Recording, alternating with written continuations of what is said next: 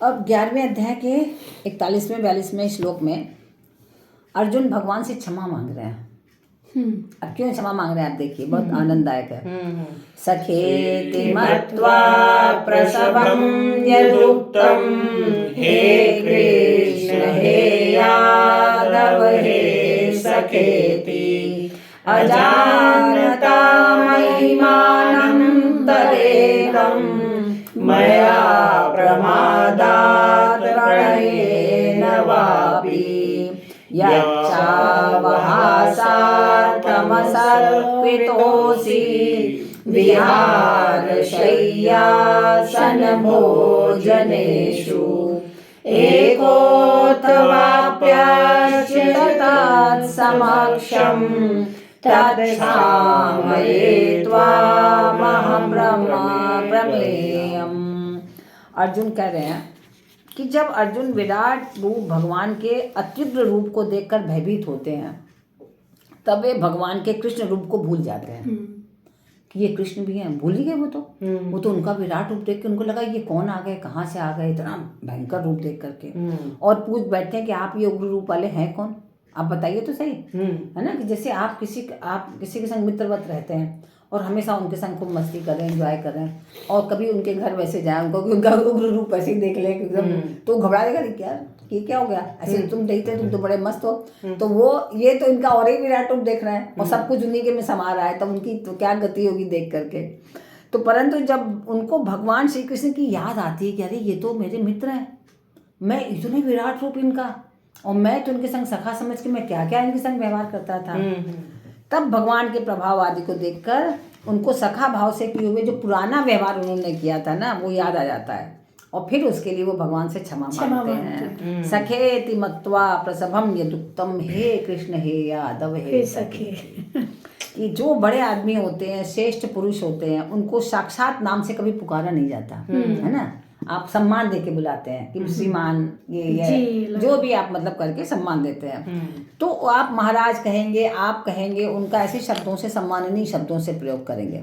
लेकिन ये अर्जुन कह रहे हैं मैंने तुमको कहा ए कृष्ण हे सखा इधर आओ, तो कभी कह दिया हे यादव, क्योंकि यदुवंशी थे तो हे यादव ऐसे करके बुलाया, तो उनको लगा कि मैंने तो बड़े खराब शब्दों का प्रयोग करा इनके लिए, ये तो भगवान है और इतना इनका विराट रूप देखकर सब कुछ इनके ही में समाया है, तो अब क्या करा जाए। तो अजानता महिमानम तदेव, इसका कारण यह था कि मैंने आपकी ऐसी महिमा को स्वरूप के द्वारा, आपका जो स्वरूप है उसको मैं कभी जान ही नहीं सका कि आप इतने विलक्षण हैं, इतना आपका स्वरूप है, आपके किसी एक अंश में अनंत कोटि ब्रह्मांड समाया हुआ है, और मैं तो क्या समझ रहा था मूर्ख, मैं आपको सुधा था तो मेरा सखा है, कभी कुछ मैं कह देता था, तो आपके प्रभाव की तरफ कभी मेरी दृष्टि ही नहीं गई। मैंने सोचा ही नहीं कि मेरा दोस्त भी इतना महान होगा, तो मैंने कभी सोचा ही समझी नहीं कि आप हैं कौन, जबकि वो ये जानता था कि भगवान है। अर्जुन ऐसा नहीं कि नहीं जानते थे, अर्जुन जानते थे, लेकिन ये इतनी दिव्यता वो ये नहीं सब, तभी तो उन्होंने 18 क्षौणी सेना जो है उनका कि नहीं उसको दे दो, आप मेरे पास आ जाओ, तो किसी को ऐसे तो नहीं कोई मांग लेगा ना, जबकि उनके प्रभाव को जानता होगा तभी मांगेगा, लेकिन इतना नहीं पता था, तो हाँ, तो समझ नहीं पाया कि ये है क्या। तो ऐसे प्रभाव को देख करके, ऐसे स्वरूप की महिमा को अर्जुन पहले कभी नहीं जान पाया। जब भगवान कृपा करके अपना विश्व रूप उनको दिखाया, तब उनको देख करके अर्जुन की दृष्टि भगवान के प्रभाव की तरफ गई। अब है क्या, तो आपको अगर अपनी प्रभाव और सत्ता दिखाना है तो अपना रूप तो दिखाना ही पड़ेगा आपको, तभी आपके आगे लोग नतमस्तक होते हैं, नहीं तो कहते ठीक है हाँ होगा कोई, जैसे सब है वैसे, क्योंकि हमारा अहंकार कभी किसी को स्वीकार नहीं कर पाता, लगता है कि नहीं जो है मैं ही हूँ, जो बुद्धि है मेरी ही है, मेरे से ज़्यादा कोई जानते ही नहीं है, है जनरली ऐसा देखो आप होता है, हर लोग समझते हैं ऐसा, जो बहुत पहलवान टाइप होंगे कहेंगे अरे मेरे आगे तो किसी की पावर नहीं, मैं जो चाहूँ 2 मिनट में से उठा के फेंक सकता हूँ, भले उससे ज़्यादा भी और ताकतवर होंगे, लेकिन जब तक दूसरा नहीं आपको प्रदर्शित करेगा तब तक आप उसको मानेंगे नहीं, ये एक प्रवृत्ति है मानव की। तो कह रहे हैं कि आप तो कहाँ देवों के भी देव हैं, और लेकिन मैंने प्रमाद से अथवा हठ पूर्वक प्रेम के कारण या बिना सोचे समझे जो भी मन में आया वह कह दिया, मया प्रमादात प्रणयेन वापि, बोलने में मैंने बिल्कुल भी सावधानी नहीं बरती, कभी मैंने सोचा ही नहीं कि मुझे ऐसे नहीं ऐसे बोलना चाहिए। वास्तव में क्या होता है कि भगवान की महिमा को कोई जान नहीं सकता, कोई भी नहीं जान सकता। उनके माता पिता कहाँ समझ पाए, वो भी तो एक बार दिखाया भी उन्होंने अपना विराट रूप, लेकिन फिर भूल गए वो, कहाँ समझ पाए। यशोदा का मुंह कितना खुला का खुला रह गया था, लेकिन बाद में फिर वो भूल गई। फिर अपने लाला को डंडा लेके दौड़ाती रहती थी वो, है ना, तो कहाँ पहचान पाते रहे। तो भगवान की महिमा जो है अनंत है, और वह सर्वथा जानने में अगर आ जाएगी तो अनंतता ही नहीं रह जाएगी। अगर हम सब कुछ जान ही गए तो अनंत क्या हुए? अनंत तो तभी जिसको आप समझ ही ना पाए। आपने कहा कि अभी तुम थोड़ी सा देख पाए हैं, तो अनंत विभूति है आपकी। तो जब भगवान की सामर्थ्य से उत्पन्न होने वाली विभूतियों का भी अंत नहीं है, तब भगवान और उनकी महिमा का अंत कैसे हो सकता है? कभी नहीं हो सकता। तो यच्चा वहासार्थमत सत्कृतोपि, तो कह रहे हैं कि मैंने आपको बराबरी का साधारण मित्र समझकर कभी हंसी दिल्लगी करते समय, रास्ते में चलते फिरते समय, सैया पर सोते समय, आसपास आसन पर बैठते समय, भोजन करते समय मैंने कहा है मेरे आसन से हटो, तुम उस आसन में बैठो, हैं, और तुम कैसे खड़े हो करके हाँ करके हंस दिया तुम्हारे ऊपर।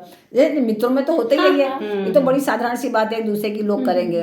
तो कह रहे हैं कि आपका मैंने कई बार असत्कार किया, कई बार अपमान किया।